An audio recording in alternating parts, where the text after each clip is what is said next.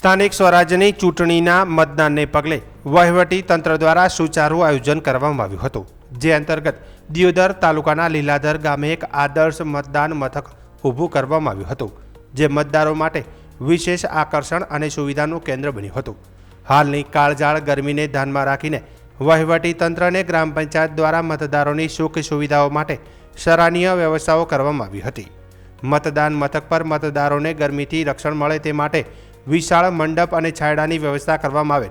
આ સાથે જ મતદારો માટે ઠંડા પીવાના પાણીની સુવિધા તેમજ આરોગ્ય વિભાગ દ્વારા કોઈપણ ઇમરજન્સીને પહોંચી વળવા માટે ORS સહિતની તબીબી સેવાઓ ઉપલબ્ધ કરાવવામાં આવી હતી. આ વ્યવસ્થાઓ અંગે માહિતી આપતા ગામના સરપંચ ગોરમભાઈ પટેલે જણાવ્યું હતું કે ગ્રામજનો ઉત્સાહપૂર્વક અને સરળતાથી મતદાન કરી શકે તે માટે તમામ પાયાની સુવિધાઓ સુનિશ્ચિત કરવામાં આવી છે. સમગ્ર ચૂંટણી પ્રક્રિયા ન્યાયિક, પારદર્શક અને શાંતિપૂર્ણ વાતાવરણમાં સંપન્ન થાય તે માટે વહીવટીતંત્ર દ્વારા કરવામાં આવેલી આ સુંદર વ્યવસ્થાઓની મતદારોમાં ભારે પ્રશંસા જોવા મળી છે. મારું નામ ચૌધરી ગોરમભાઈ કાળાભાઈ, ગામ લીલાધર, તાલુકો દિયોદર, જિલ્લો વાવ-થરાદ.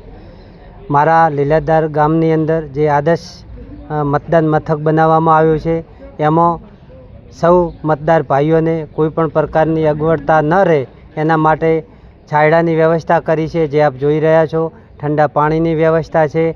આરોગ્યની ટીમ પણ તૈનાત કરવામાં આવી છે, એ પણ સતત હાજર છે.